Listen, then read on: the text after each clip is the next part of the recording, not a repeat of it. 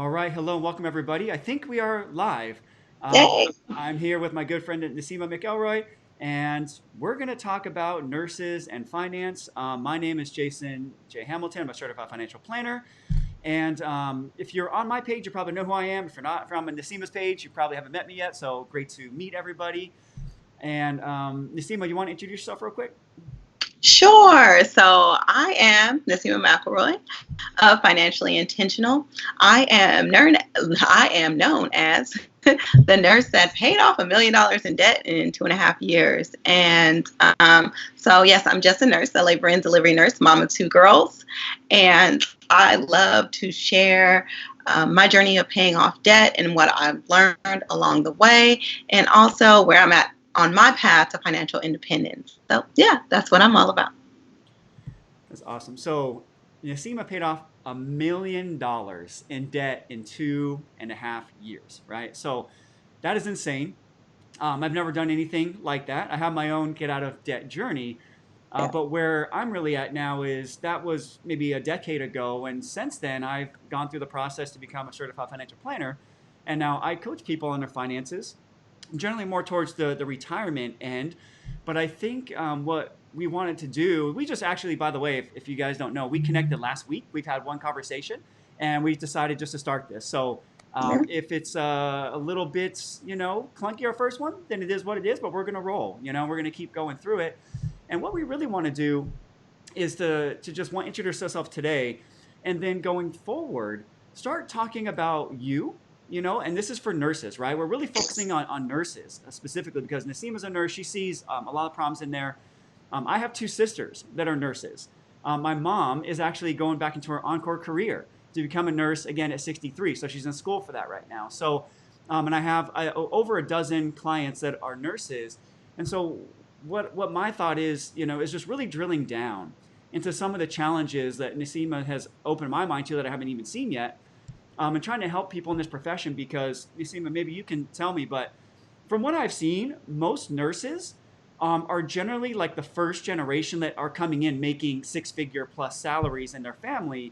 And a lot of times they don't come from a background of how to handle this big money when it comes to taxes, planning for the future, and just making sure they do things the right way. And in general, a lot of people are getting off track because they don't know how to do that. Is that fair to say? Or like, can you give me some insight on that from your experience?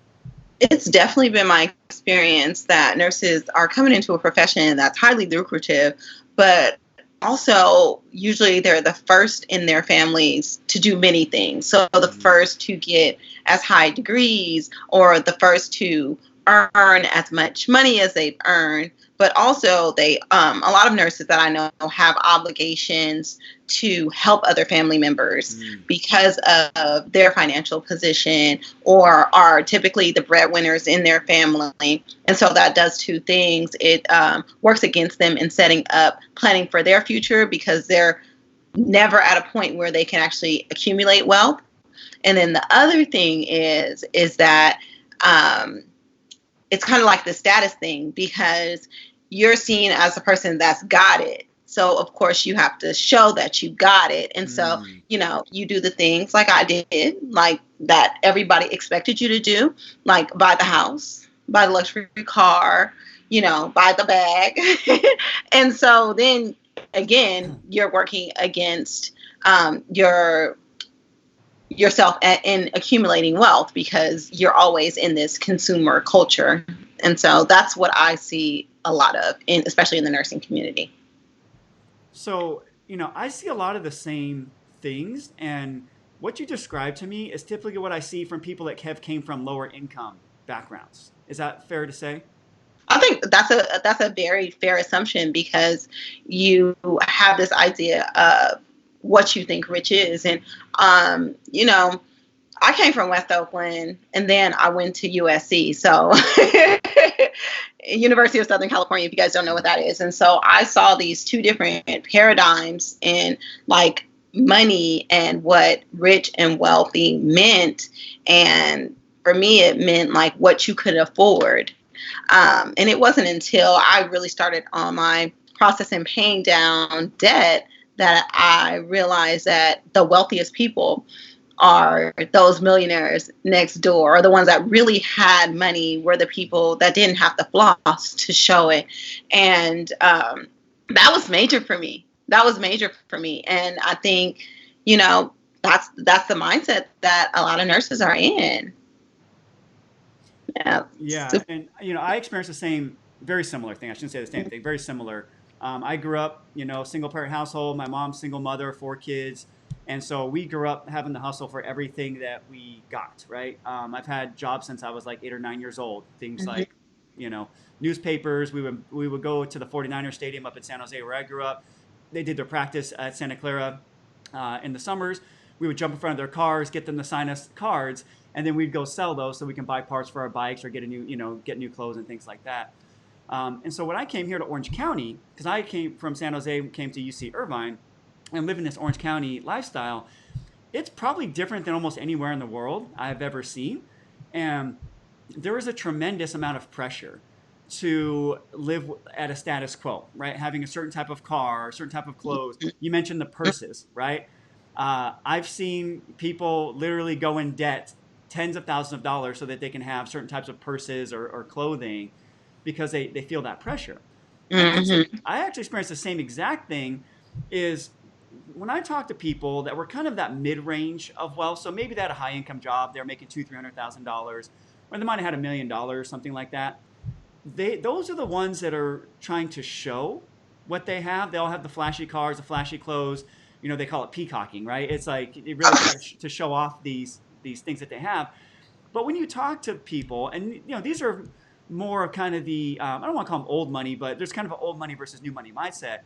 But the Mhm. folks that I would meet that owned 10 properties, for example, or 20 properties on the coast in Newport Beach, which means their net worth is probably in the 20, 30, $40 million range, they would just show up wearing t-shirts, flip-flops, and a pair of shorts to doing what they wanted to do.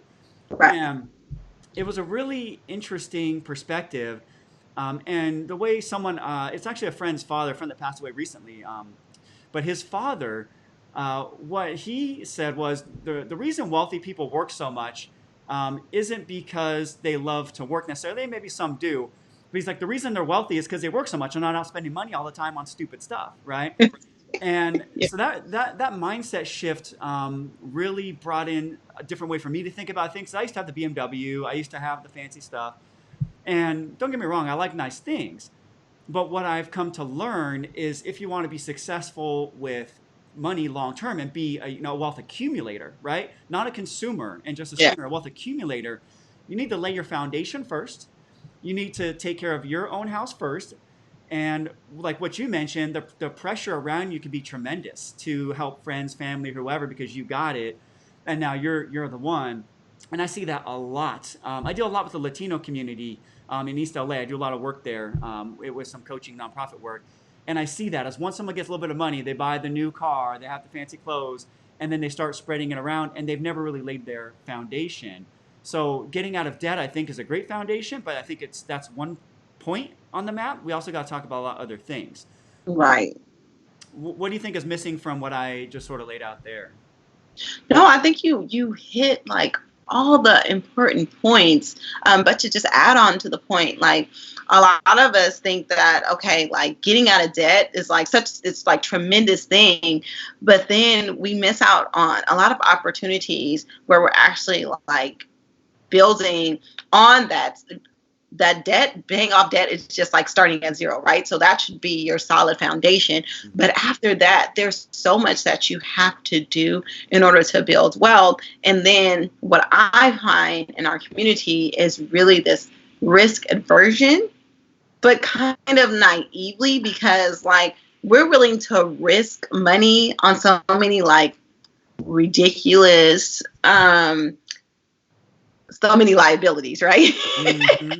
But when it comes to things that are going to build wealth, even if it's and simple and pretty straightforward and easy to understand, I feel like there's a lot of hesitation, and rightfully so, because especially in my community, I feel like, and speaking just like as an African American woman, um, we've been taken advantage of a lot. Like when it comes to investment products or things that we feel like are things that wealthy people do, because we've been sold things as a community that have not necessarily been beneficial to building wealth, but have been like hoisted up as like this pinnacle of something that rich people do. So you should do it, even though it's probably not to your best interest. It's probably to the best interest of the person that's selling it to you, because they get these upfront commissions and things like that. And so we have a lot of hesitation around that. And I feel like it just holds us back so much. Another thing that I want to touch on about nursing is, because nursing is probably one of, just a handful of women predominated workforces. And, just traditionally, even though women are better investors, once we get investing, the kind of barrier to entry is pretty high. And so we don't invest. And it's just because of a lot of fear and this false sense of insecurity that we need to have like this financial cushion that we can't touch, or like investing is so intimidating that we keep on putting it off and we don't even want to address the situation. Or those people that are in charge of our investment accounts at our job, are usually this big burly white guys that, talking these words that we don't understand. And we meet with them one time and it's just like, what, this is just not for me because I don't understand this. This is kind of scary. He's not speaking my same language. And so those are the things that I'm seeing over and over again, to the detriment of Black people, to the detriment of nurses. And so hopefully, this medium that we're coming through, or this information that we get to share with people, and seeing our different faces and experiences and backgrounds and bringing that to the table, can give people the perspective to understand that it's possible for them. And so, yeah, that's why I'm super excited that we're doing this, because I really feel like it's going to be relatable and be able to touch so many people right where they are, without that intimidation, in a place where they can feel comfortable asking questions and being able to learn and grow. Yeah, so you actually hit on quite a few things there that I would like to talk about. So yeah, so from a high level, what we want to do here is get questions from people in this community, break those down, help you break through those mental barriers. I think a lot of it is a mindset barrier when it comes to when you say things like, starting to investing is a high barrier. It's really not, actually. We're going to talk about exactly how to do that. But I do agree, and I actually don't think it's just a Black community, by the way, that had these products sold to them. I see it in Latino community, big time, big time, big time, big time. It happened to my mom, right? I'm a white background or whatever, but my mom was sold multiple whole life insurance policies, right? So what I found is there's actually a correlation between people that come from like a low income, a low wealth background, and these type of mistakes. I think it crosses over all sort of lines, but I do think people, feel that they see it more in whatever's around them. And so whatever you are around more, then you probably are going to relate to that. And that's totally fine. But I will take full ownership of my profession, right? There's a reason why I became a financial advisor and tried to get the top certification you can get, basically, as a CFP, right? I mean, it's kind of, I know there's things that are more specialist beyond that, but that's kind of our gold standard or whatnot. And then I've committed to what's called a fiduciary standard, where I don't sell products because there is a lot of money in these products to be sold. And in all honesty, it's a transactional relationship. And I don't think that's what helps people build wealth long term, is by selling them a product. I think people really need that ongoing guidance, assistance, because your life is not a static moment. Your life is changing. You may have gotten a raise. You may have a job opportunity. You may have gotten inheritance. There's all kinds of things that could be going on where your wealth, the wealth advice you receive, should be basically adjusted over time and integrated over time. And so when you get into this whole world of product sales, which I 100% agree, that is overwhelming in these low-income communities, there's been a huge reputation that has been developed around financial advisors.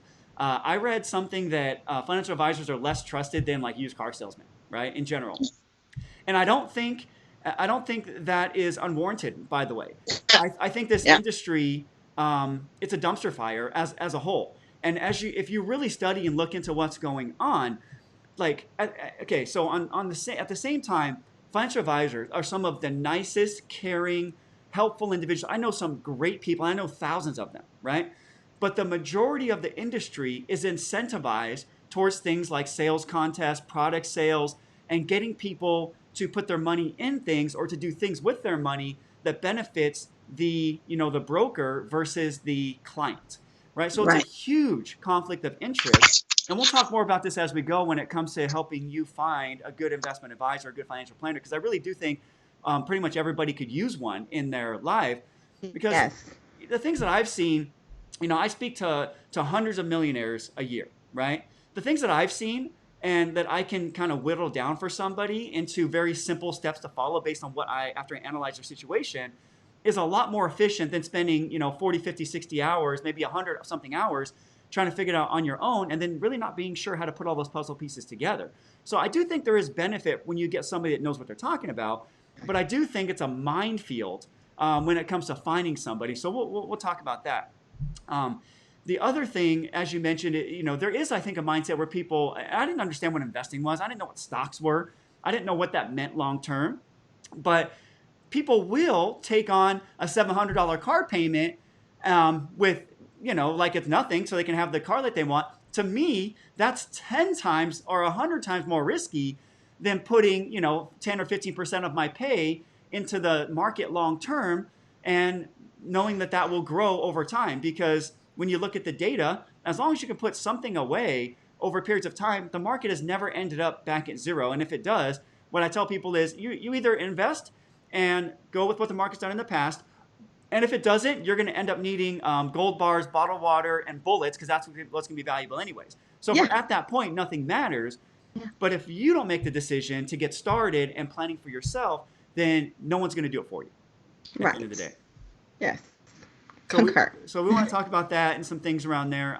When it comes to things you've seen, Naseema, like before you went through your journey, what are some of the mindset barriers you had to getting started on, looking at $1 million in debt and wanting to like get that out of your life?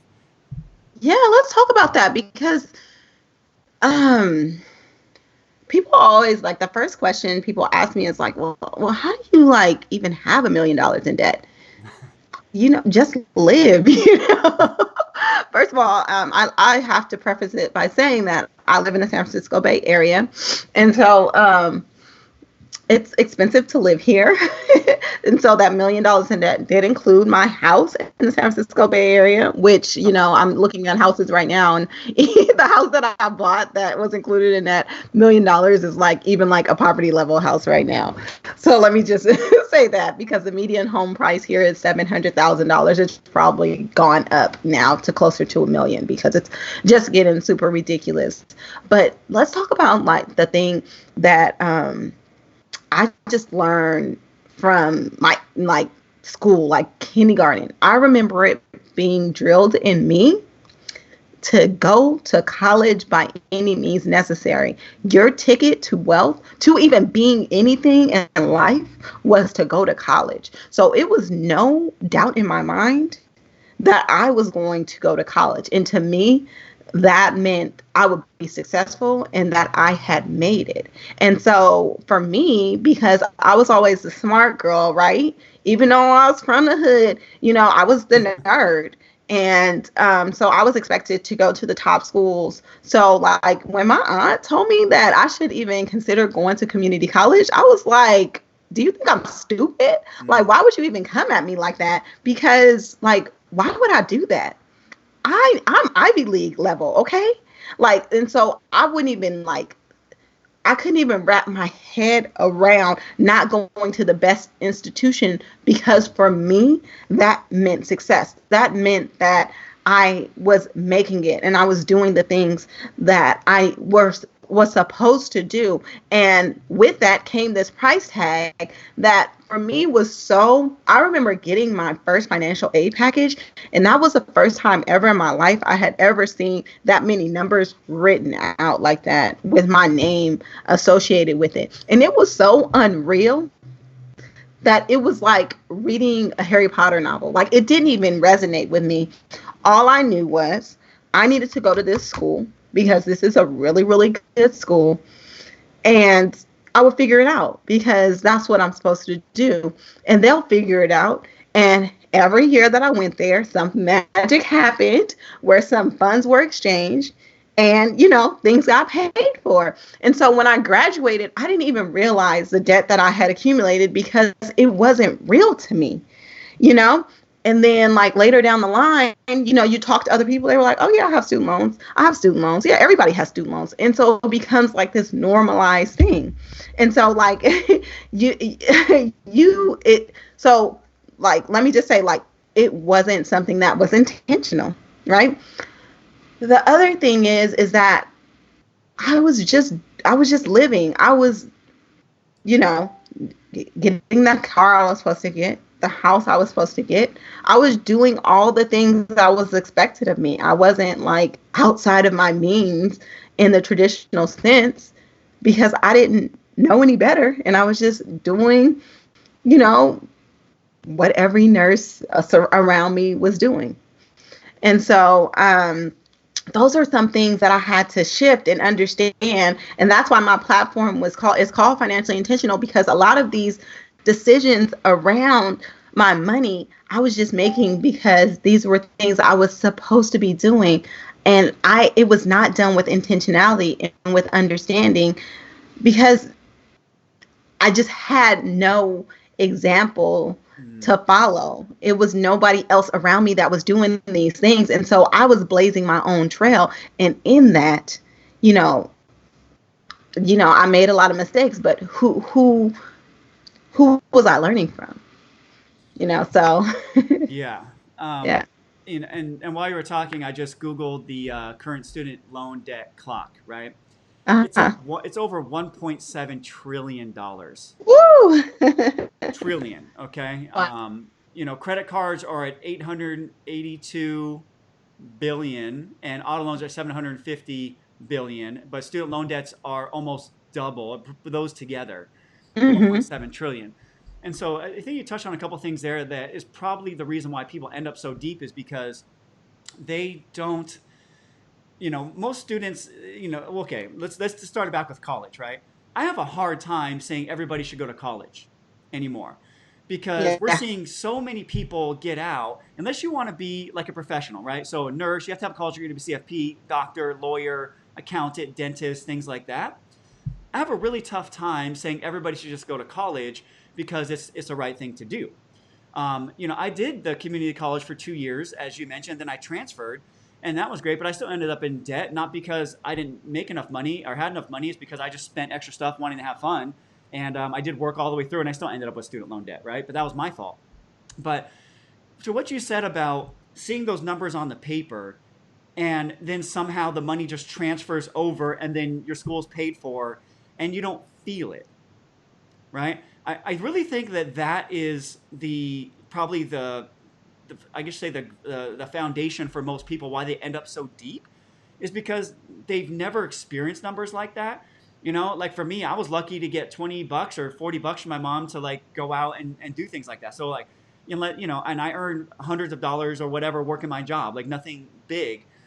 But I've never seen 10,000, 15,000, 100,000, whatever that number is in one place. And so you don't really feel it. And then you just think that everybody, you're programmed, like you said, you're programmed thinking that this is what we need to do. This is the only option. And no matter what it takes, no matter what it costs, we just need to sign up for it and it'll just work itself out. Yeah. And unfortunately, we're seeing this is probably going to be the next financial crisis. I don't think it's going to be housing. I don't think it's going to be any of these other things. It's going to be student loans that people can't pay back, and then what we're talking about, this 1.7 trillion is just federal, by the way. We're not even talking about Mm-hmm. privates. Okay, so you can add another $1 trillion on there, probably in private at least. But federal student loans are non-bankruptable, right? They will follow you to the end of your life, and you can even have your Social Security deducted if you can't pay. The great thing is there are many government-sponsored repayment programs, and so I like this for nurses because if you're a Mm-hmm. nurse, you can choose to work in a hospital that's a 501c3, for example, do your 10 years, and then have an income-based repayment program that can get those loans forgiven and just make your payments over that 10 years. But 10 years is a long time as well. It's a decade. But the great news is there are things out there. But what I've seen, and we're coming up on this 10-year mark because it was established, I believe, in 2008 or 9, where the original payment plans were started. And now people are getting a lot of denials. But when I look at the cases, it's actually because they didn't follow what they needed to follow. Yeah. The program hasn't really been shown to be a failure at this point yet. People just aren't following the proper processes and keeping track of everything. And in the nonprofit space, where I work a lot of people have new jobs every year, every 2 years. Nonprofits close; they can't have records of it.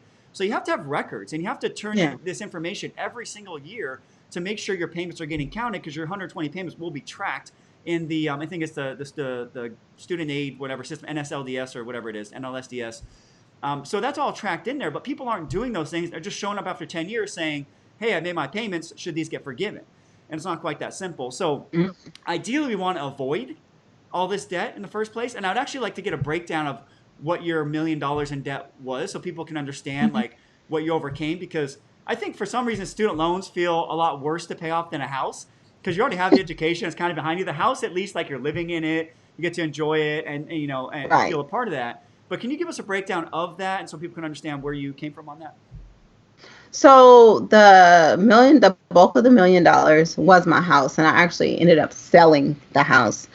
Um, and then my student loans were, so that was about $500,000. My student loans were $200,000. I had taken out loans against my retirement account to pay for my house, my down payment of my house. I had car loans that were in there. I had another house in Southern California that was included in there. And then just lifestyle stuff. I was married at the time when I started paying off the stuff, so it was a little bit of his debt. It was mostly my debt. He didn't really have a lot of debt. But yeah, just those kind of loans and just lifestyle. And I mean, a lot of it was interest. I mean, I just remember looking at my student loan payments, like, and I was like, I'm making such good progress. I like paid $20,000 down this year, and then I would look at it as like, and 3,000 of that went to the student loan. Yeah. Yeah. And then and it was just disgusting to me when I realized that just in interest, I was paying $50 a day. Like, what do you spend $50 a day in your life on? Like, seriously, like, and so, that was a lot of my debt, but the interest was killing me. My student loan payment a month was $19,000, and that was when I actually was in the public student loan forgiveness program. Mm-hmm. Actually, when I started my repayment journey, but I just felt like 10 years was a lifetime. Mm-hmm. And I was so done. I mean, like, it's an amazing program, and probably if I would have done it again, if I could do it again, but knowing what I know now, I probably would gamify that a little bit to my advantage. But all I know was this payment was kicking my behind. I was tired of dealing with these loan servicers, because honestly, they're not the most intelligent people and the easiest people to kind of deal with. And so I was just like, I was beyond like ecstatic to get rid of my student loans. But I mean, now that I know better, and I've done like the math, I actually figured out that by kind of paying my student loans off so aggressively, I probably made like a $80,000 mistake as far as how much I could have like saved and all that kind of stuff. But hindsight is 2020, and I don't regret doing what I did. But now I've made the mistake so other people can learn from me. And so, like you were saying, about the public service loan forgiveness, a lot of the reasons why people aren't qualifying, because yes, it's a new program, but you have to have a specific type of loan to qualify. Like all my older loans from USC, and let me tell you, so I went to USC for 6 years, and I graduated with only $40,000 worth of debt. When I went to nursing school, that's when I accumulated the rest of my hundred and something thousand dollars, $160,000 worth of debt. But those older USC loans needed to be consolidated and turned into a different kind of loan in order to qualify. And I think a lot of people don't understand that, and they just think, well, it's about 10 years I've been paying off these loans, and so I should qualify. But they haven't actually gone through the process, and believe me, it was like a very hard process to go through. So yeah, I remember going through the process, and every year having to recertify. So yeah, I can understand why people are falling off, but people are getting their loans forgiven. And in hindsight, I could have gained that, but but yeah. So most of my debt was the house and the loans, and just like lifestyle choices and things that I was doing just because they were things I was supposed to do. Yeah, you know, it's hard to say, right? Because from a financial perspective, maybe be 80K ahead. But at least for me, I had the same wake up call. It was like 4 years that had gone by. I was on kind of one payment plan. I had no idea what I was even on. I just know that they made it so I can afford it. And then looking back now, I know it's a 20-year, right? Yeah. That's what it was on. 4 years later, I looked at my paperwork and I owed the exact same amount of money as I did previously, but I've been paying on it for 4 years, right? So that's what kind of pissed me off and got me upset enough to feel disgusted. Because you have to feel disgusted sometimes to make Mm-hmm. massive change. And until you're disgusted, sometimes people aren't going to move forward from that because they're just happy being content. But depending on the size of the loans, depending on what else you have going on, I have worked with clients on these strategies where, because if you max out things like your 403b, or your 401k or 401a, whatever you have at your job, you can put up to $19,000 if you're below 50, and 50 and above, you can do $25,000, and it's going up another 500 this year in 2020. But if you can reduce your income by $19,000 a year by putting that money in there, you can actually lower your loan payments. So you can really Mm-hmm. game it to get a ton of money forgiven. And I Yeah. have seen doctors with when you work it out, they're going to be getting forgiven close to $1 million, in student loan debt. So then there's the whole, you know, um, I guess integrity part of it is like, well, Right. should the taxpayers pay that off for you? Because that's who's doing it at the end of the day, right? I mean, Mm-hmm. somebody's paying for it. It's not free. No such thing as free. Or should you do it yourself? So I think that's another question, really. Mm-hmm. So, you paying it off, I think you probably are a different person, a different mindset today because you went through that. So the person that you are going to be the next decade, you're probably going to make up the $80,000 that you quote unquote lost because of the Mm-hmm. other things you're doing and the way you think about the world now. I mean, Right. that's what I would think, and that's what I've seen from people like you. Right. I Yeah. I like to agree Yeah. with that, but Yeah, so we're going to be talking about this type of stuff, consistently. Our goal is to do this every Monday, 10 a.m. Pacific time. So we'd love for you to join us live. Doing things live like this is a huge risk, by the way, because we can be wrong. Yeah. We can say things that people get pissed off by. Just is what it is, right? So we're gonna do it live just to have that engagement with some of our audience. And there's some people here that are asking questions that I want to bring up actually before we transition out. But we want to engage with everybody here. We want you to be a participant in this community. We want you to ask your questions because, honestly, this is what we're doing this for.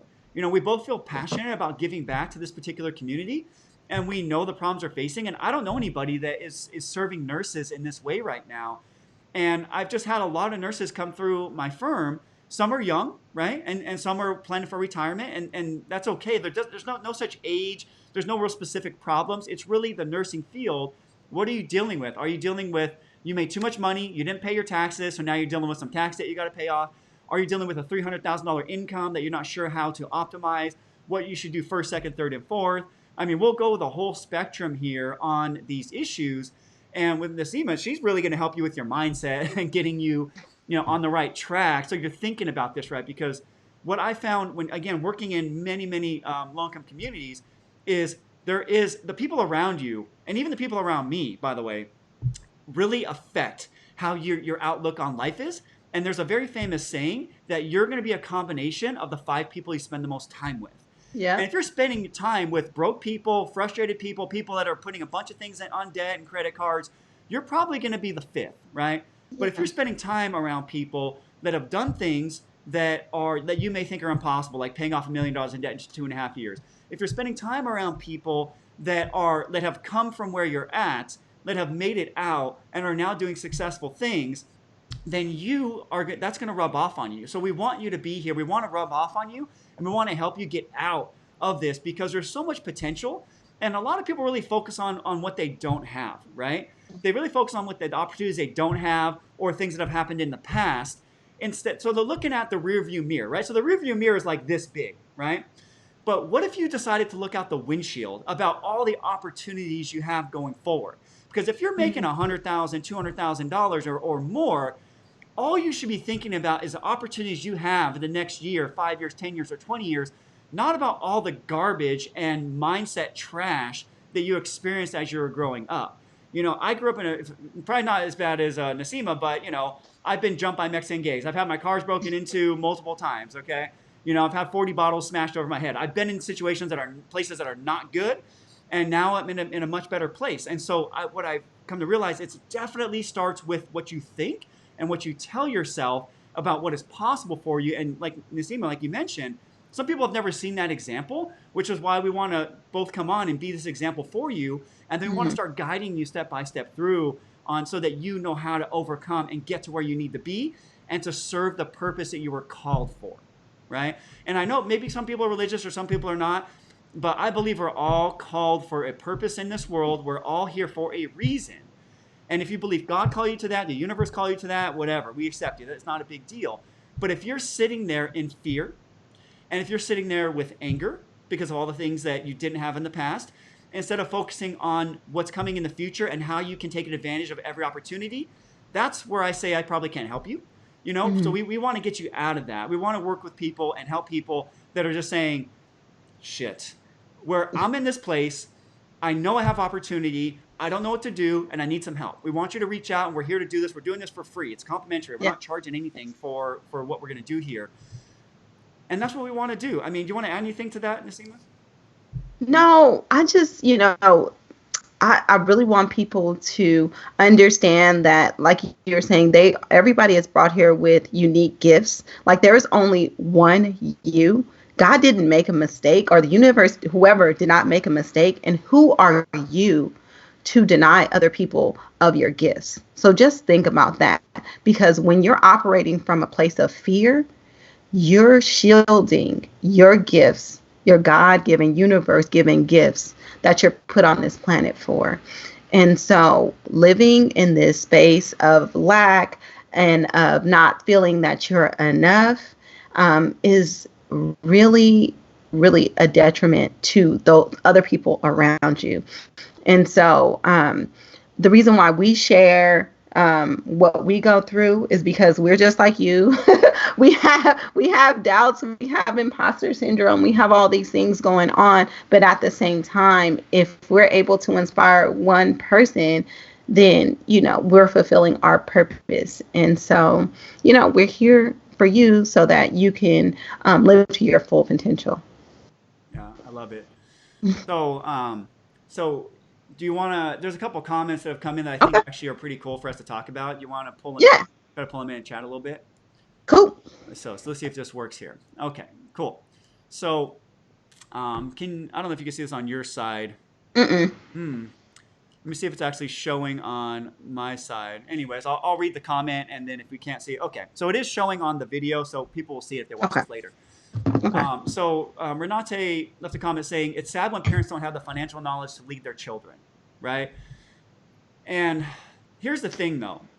Like our parents, right? So let's say I just turned 39. It's not polite to ask a woman how old she is, but let's just say you're somewhere in the range of this. Or is that fair to say? 20s, 30s, or 40s. Our parents they were raised by a generation that grew up mostly with pensions, right? Yes. Right? So when you worked in factories, when you worked for some of these big companies, a lot of people had pensions, and they worked for the same company for 30 years and they got the gold watch and that's really going away a lot. But you didn't really have to plan for the future too much because between Social Security and your pension, a lot of people ended up having enough just to kind of make it by. And this is for our parents that are maybe in their 60s and 70s, at this point. So that knowledge wasn't really necessarily needed. And there was plenty of folks that are good, frugal folks that grew up in the Great Depression, right? Where you had nothing. And I was like my grandmother, grew up there and were very frugal, ended up just, being pretty smart with their money overall. But most people just never really had the plan. And so the children that are in their 20s, 30s, 40s, and even 50s, their parents didn't really get that knowledge as they were growing up. And we're seeing a huge crisis right now in retirement because the average retirement savings is just over $100,000, for people in this country around the retirement age. So that's not enough. And even people with $1 million these days really feel stressed out. So I want to talk about that for young people because I think we need a different plan than the traditional.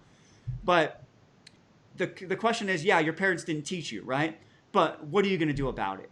Right. Right? What do you with the internet now? There's no excuses. There is probably 2 billion, 100, 200 million blogs, right, on personal finance.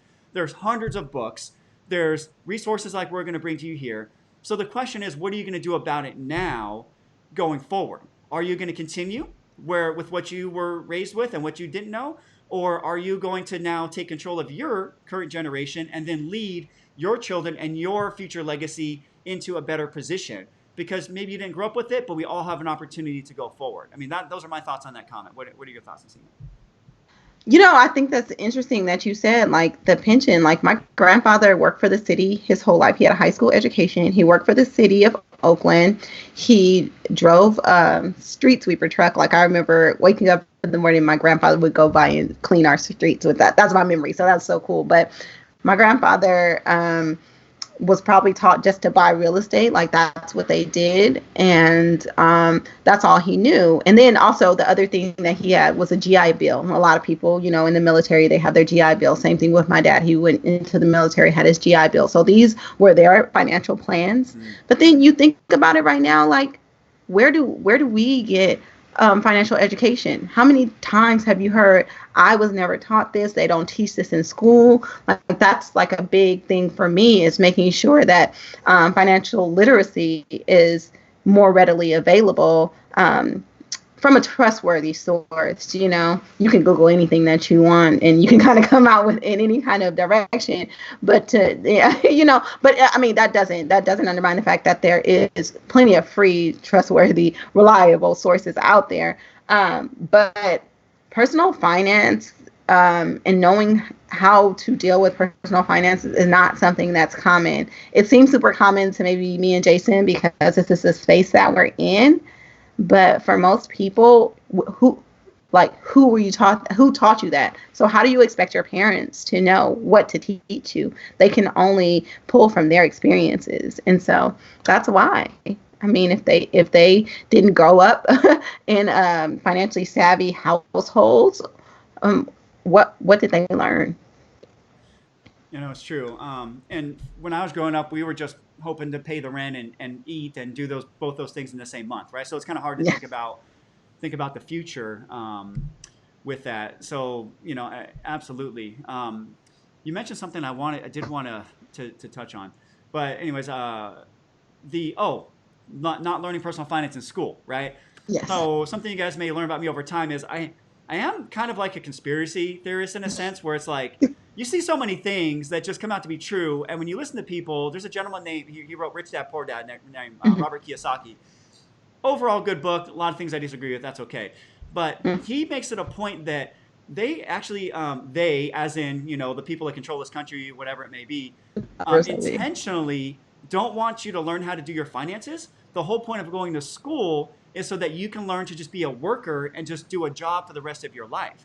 And if you are kept in a continuous cycle of paying off credit card debt, a continuous cycle of not saving and planning for the future, then that's where you're going to be. And so it's very intentional that we don't learn these things in school, because I don't know about, I know exactly everything about parallelograms. I was an engineering major, but I didn't learn anything about how to change a tire, how to do my taxes, how to, invest and plan for the future. I didn't learn any of that in school. But what if we did learn those things in those ages, right? Mm-hmm. And in the nonprofit work I do, this is what we teach, right? We teach a financial, they call it financial, I guess you say financial capability, right? Because literacy is kind of a derogatory term, like you're illiterate. So they've kind of moved that to make sure that people are capable, right? They know how to do a budget. They know how to save. They know how to plan out their money so they don't go negative every month. But that's all gone into the nonprofit space from what I'm seeing.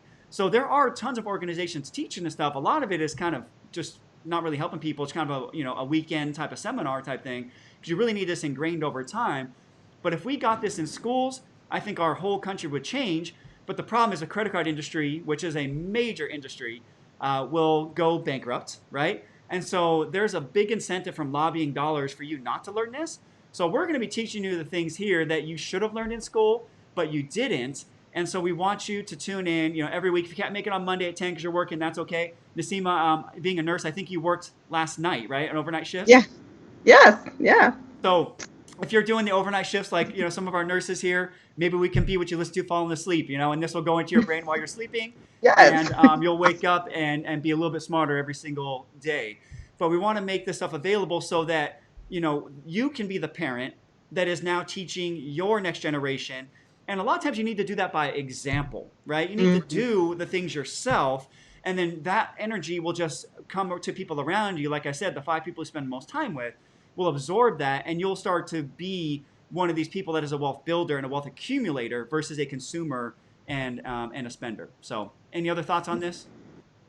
No, I think that's good. But yeah, I'm definitely a fan of making sure your network or the people that you surround yourself with are always doing what you aspire to do. You should aspire to be the dumbest person in the room, basically.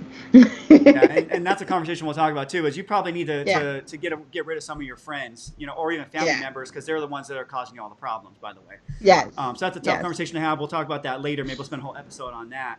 Right. But this comment here, I'd like you to actually comment on it because you probably have more experience.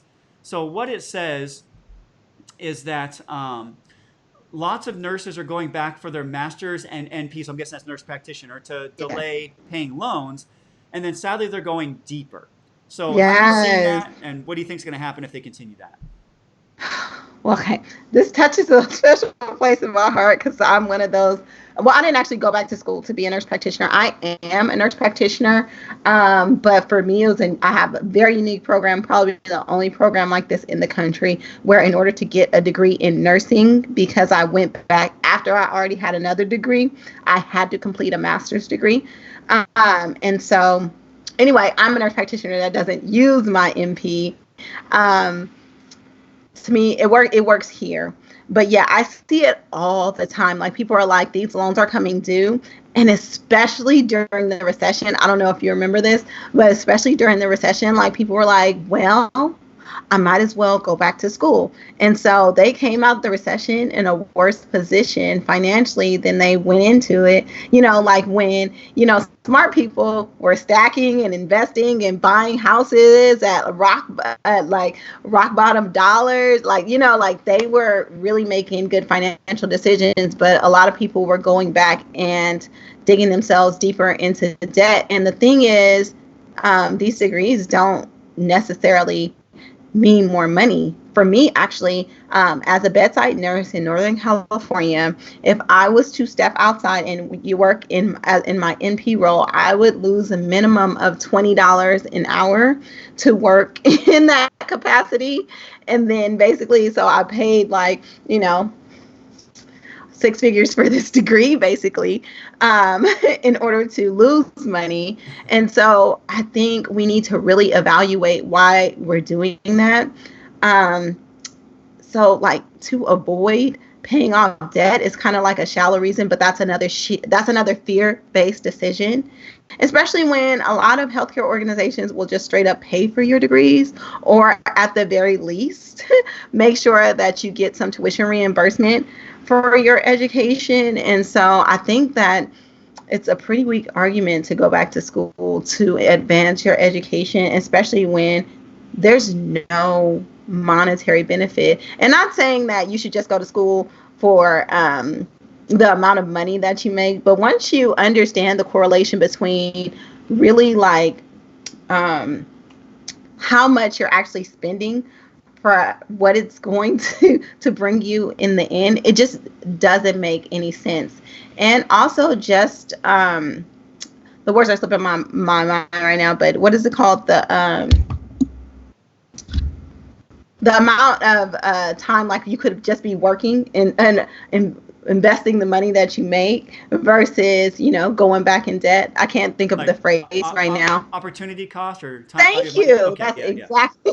right, I don't know why that slipped my mind, but yeah, the opportunity cost of not actually accumulating wealth during those years that you're in school. Even if you do make more money in the end, you won't be in a better position ultimately. So right, and that's again, I see that in many communities where people are going back to school getting a bunch of debt, but if they would have just been a apprentice for somebody and something they enjoyed to do, they could be a lot further ahead. And I'm seeing a lot more plumbers, electricians, carpenters making a whole lot more money than people that with these college degrees mm-hmm. that are just starting from zero, at that time. And so, just I think there needs to be a big mindset shift around this whole subject. But we're going to talk about this with nurses mostly here. I want to add one more comment, and then we'll wrap it up for today. Does that sound good? Mm-hmm. Okay. Sounds good. So the comment here says, finance is taboo, rude to talk about bills and money growing up, right? So Yes. you want to start with that, and then I'll kind of share my thoughts on that. Yeah, like I grew up here in the phase like you need to stay out of grown folks' business. Mm, And finances was definitely grown folks' business. So you don't talk about money. You probably don't got no money. I know that I had $20 to spend for the week on lunch, and then that was it. And everything else you just kind of got to figure out. So, yeah, like that is rampant in a lot of communities. And it was definitely my experience. So, yeah. yeah. So, and I actually think this is a detriment, right, Yeah. in our society. When you get to like the very, very high levels of wealth, it is considered rude to talk about money, right? But I really think families should be communicating more. And so, in our nonprofit program, it's called Ideal Wealth Academy. We work with the parents and the children at the same time in different capacities, but they're basically learning the same things, but at different levels, right? So the parents are at a higher level, the kids are at a lower level, mostly high school juniors and seniors that we work with before they go to college. But we actually want the whole family to be working together to talking about the household budget, to Mm-hmm. let the kids understand how much it costs to maintain a household, how much you're spending on food each week. And what we've seen is that there's a whole new appreciation of how money is treated by the children.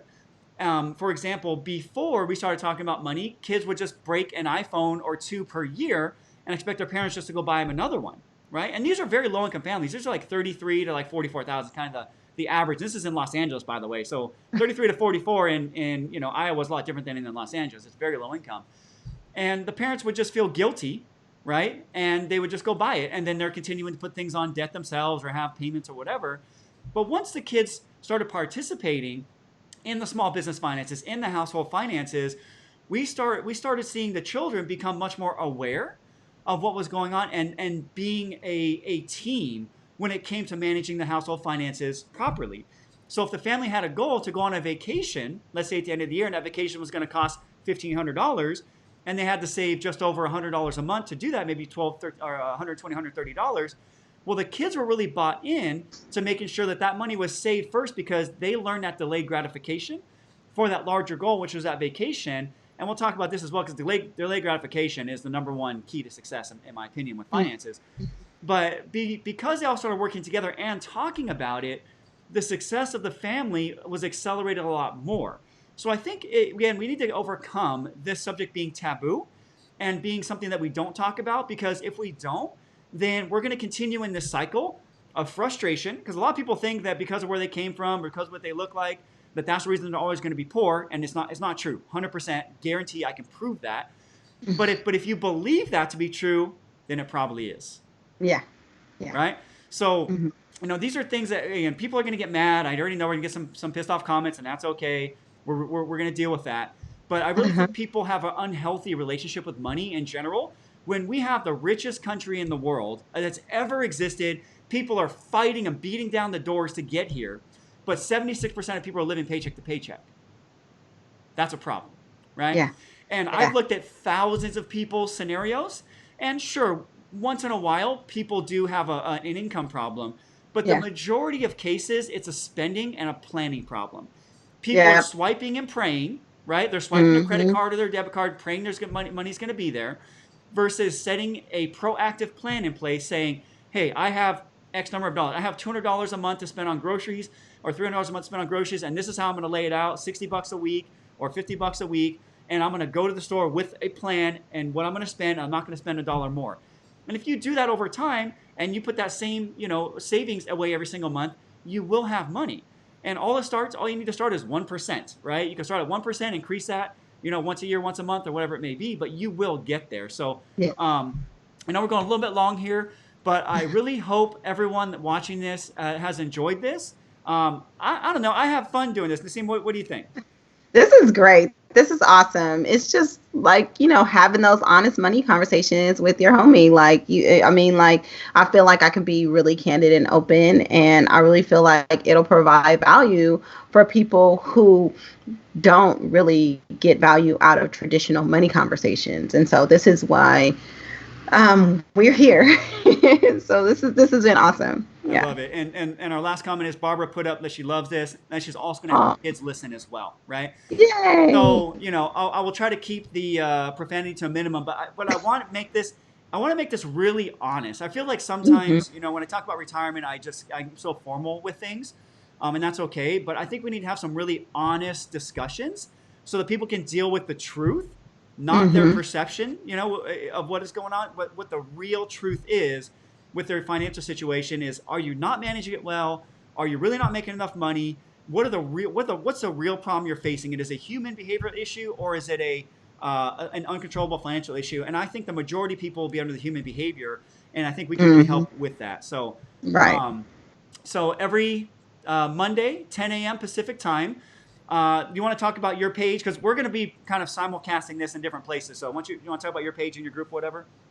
Sure. So I'm going to be streaming this in on my Nurses on Fire page. And Nurses on Fire is my podcast where I share my story and other stories of nurses or people, adjunct nurses, in the financial independence space, are people on their journeys to financial freedom, just so people know what's possible from a diverse array of people, but probably someone that you can resonate with, or someone that your coworkers can resonate with. So if you're a nurse, or you just want to hear some financial advice from, or financial just stories from people, uh, just average everyday people, and just to know what's possible, then you're free to join the Nurses on Fire Facebook group. Listen to Nurses on Fire wherever you stream your podcast.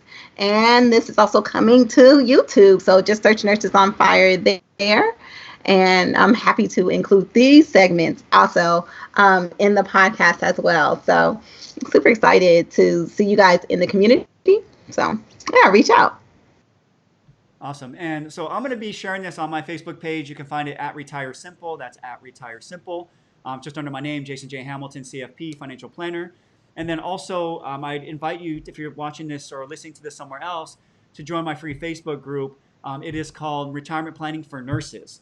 So we'll be Mm-hmm. focusing a lot more on the retirement planning in that particular group. So depending where you're at in your journey, you may find that you resonate, in one place or another, but you're welcome to join us everywhere, and then just show up where you want to show up. This is not Yeah. about competition. This is just about Nope. Naseema and I coming together, being aligned on a lot of things, and just really wanting to bring this information to this community, because it's a big miss. And I think if we can get this community doing things well with their finances, I think generationally we're going to see such a positive outcome from it. So wherever you find you're most comfortable with, just show up and watch.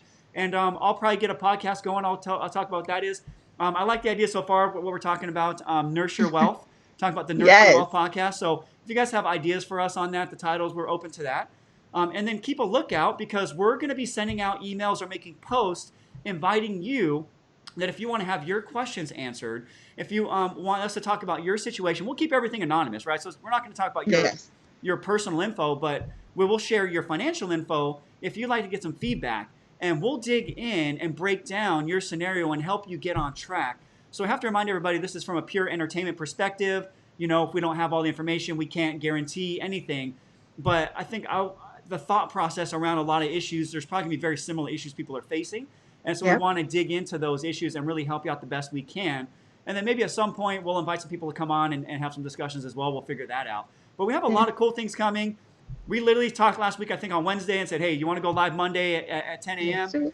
We, Yeah. we, we spent 5-10 minutes just getting ready before this. So, we're kind of putting it together, but we want to bring this and make it as good as possible. And we'll continue to step our game as we go. But we didn't want to delay and sit here and not take any action. So something for you guys to realize is with your finances, you need to take action. To be successful, you need to take action.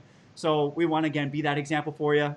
Just press play, go, figure it out, right? So Yes. hopefully everybody enjoyed this. Hopefully, you got some good value out of it, and you'll continue to. And we'd love for you to invite your children on, listen to this. Yeah. And yeah, I mean, I think that's pretty much it for me today. Anything else you want to leave us with before we wrap up? No, I think this is a perfect example of how done is better than perfect. And so we're just getting it out there. And that's the same thing that I encourage you to do. Just get it done. It's better than doing everything right. I mean, you learn along the way and you work things out. And so, yeah, I think that this was pretty awesome, actually. For our first time without any practice, but this is just a testament to, just getting out there and doing those things that even, might even scare you a little bit. So yeah, you can do it. Awesome. Well, let's wrap it up for today. Naseema, thank you so much. We'll see everybody here next Monday at 10 a.m. Pacific time. That's 10 a.m. Pacific time, 1 p.m. Eastern time. And if you have any questions or comments and you're watching this at a later time, just drop them down in the comments. We'll do our best to get back to you, and then maybe you'll be selected to come on and we'll discuss your particular question in the future. Have a great day, and we'll talk to you guys next time.